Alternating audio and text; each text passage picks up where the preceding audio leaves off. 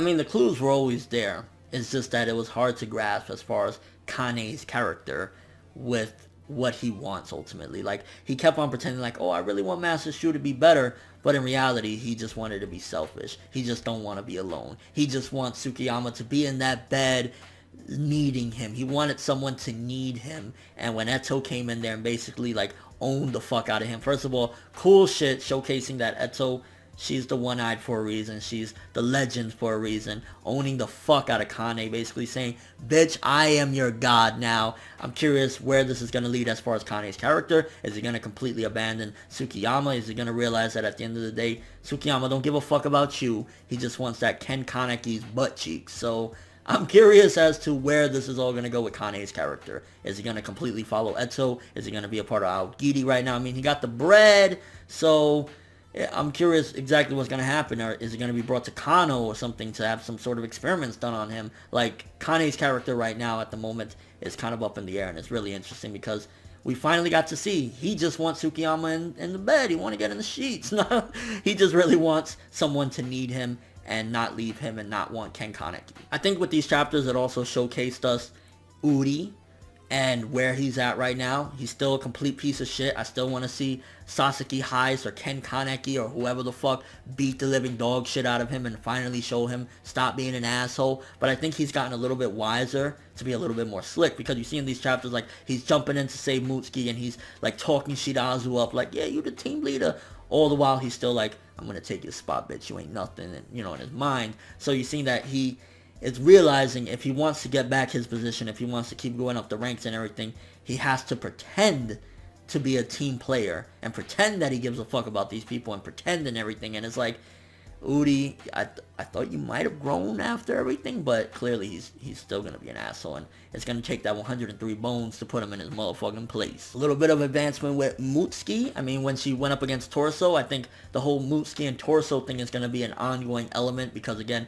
Mutsuki is, to a certain degree, up until now anyway, I don't necessarily know if that's still going to be the case, she was the black-haired Ken Kaneki. Maybe at this particular point she might be more so close to the white-haired Ken Kaneki, but up until that point she was pretty much like, you know, the scared one running away. But maybe this time skip that we had was the development she needed, because even Torso acknowledged the fact that she's not scared no more. So we got a little bit more of advancement with Mutsuki, that she's growing up a little bit, she's fighting back, she's not being a little pussy and stuff like that. So cool shit on Mutsuki's part. The thing that did throw me for a little bit of a loop was when Psycho was going to get fucked up and then Amon showed up. Now I'm curious, because we don't really know to what extent Psycho's powers are. We don't know exactly how it was that, to our knowledge, you know, she was able to defeat Nuts, because, you know, we think it's Shirazu, everyone thinks it's Shirazu, but she looks like she has that weird inner rage teen Gohan, or, you know, young adult Gohan, whatever the hell you want to call him, when he was younger and he would blow the fuck up with power and start owning motherfuckers. I think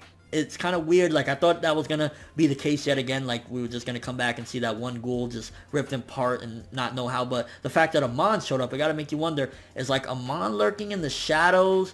Is he following Sasaki Heist? How much does he really know at this particular point, if that was indeed Amon? And why was he there? Is it that he's investigating things on his own? Again, the shoe has been flipped.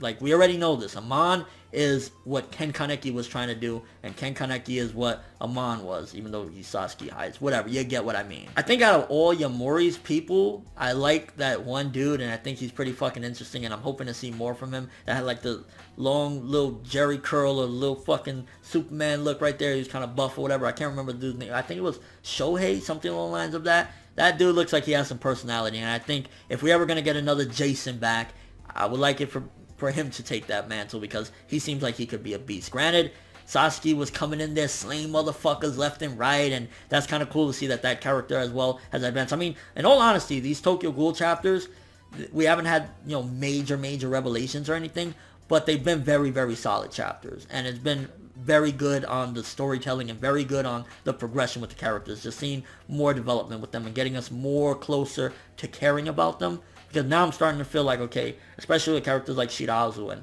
I'll talk about Shirazu in a second, but it really has been adding more to these characters and developing them. And I guess getting to Shirazu, I understand that in Japan, the haircut is supposed to be symbolic of their growth and maturity. I don't like the look, honestly. I really don't. I think that he looked so fucking cool the way he had his hair before. And a lot of times, me personally, just a personal thing, when I read manga, I like to look at the art because it looks just out of this world, something unattainable.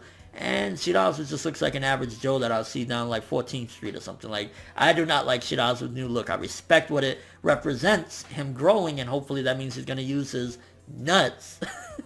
But I don't know. I don't like the design at all. And I guess a big part of this as well is that probably why Shirazu is one of the better new characters, especially from Sasaki's squad, is that he's had massive development, and there's been a lot more intriguing things to him, like finding out why he wants the money and that weird shit with his brother, which, by the way, the art for that, oh my gosh, it gives me the fucking chills, makes the hairs on my arm stand up thinking about that fucking Kagune coming out of his face, and it started off with a pimple, so disgusting. Like, Suishida, when he want to disgust you, he will. One of the most interesting bits in these past 4 chapters, though, was definitely the whole Tsukiyama return to Anteiku, which is now Ri, which I was really thinking about it when Toka was talking about if Sasaki ever, or if Kaneki ever returns or whatever, we will be here to support him. That's what Ri is for. And I'm really wondering if the Ri in Tokyo Ghoul Ri just stands for return. So it kind of would be, or returns. It would kind of be like Tokyo Ghoul returns, or the return, because it's symbolic of, 1, it's the second season of the manga, or the second part of the manga. 2, it's the return of Ken Kaneki, because you see slowly but surely Sasuke is getting more and more insight into who he used to be and who Ken Kaneki was. So I think the Ri might stand for just returns. And Tsukiyama is really just very immature in this situation. Like, there's no doubt about it. Tsukiyama does not understand that at the end of the day, Ken Kaneki returns, or maybe he understands but doesn't care because he's selfish. He returns, let's just say he goes back from being Sasaki hires this inspector. He goes to the ghoul world. Not only is he going to have the Dobes after him yet again, but he also has Aogiri after his ass. He stays an inspector, then he just has Aogiri after his ass. So he's fucked either way, and I think Tsukiyama just really doesn't care because all he wants is what he wants.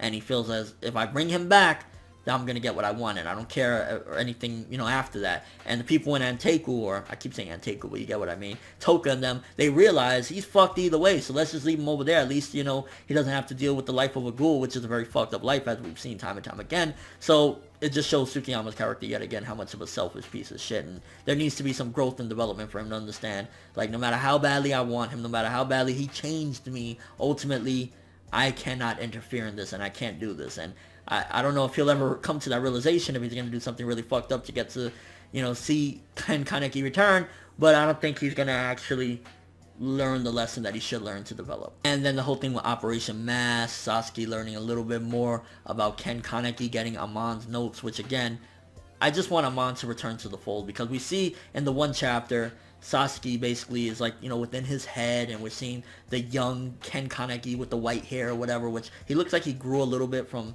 prior to the time skip or whatever, so I don't know if he's growing inside of his mind as well. Maybe like we'll get another time skip and he'll be just like how Ken Kaneki used to be, or it could just be the art. I don't know, it could be just a misconception or whatever, but either way, I thought to a certain degree that there could be a relaying of messages between the two of them, but apparently there's only very limited times. Maybe it's an emotional state, maybe it's a certain situation when memories get brought back that he sees the Ken Kaneki. Maybe that's symbolic of the memories that are in his head that are locked away, kind of like forbidden memories, something along the lines of that. And maybe that's why that's the only time we really get to see him. And it's kind of crazy that at this particular point, Ken Kaneki still thinks that he killed Amon, and he doesn't realize. Maybe that's another reason why he won't return either. Maybe he just doesn't want to accept the fact that he did some fucked up things towards the end of his run. And the cliffhanger at the end with Naki and Kano, I have no fucking idea what the fuck Kano could be up to, but I mean, there's a lot of different connections, and I mean, Eto and everything, so it was just weird to see Kano in like a Hawaiian shirt just chilling, but then at the end of the day, if you have all this money and all this protection from these crazy ghouls,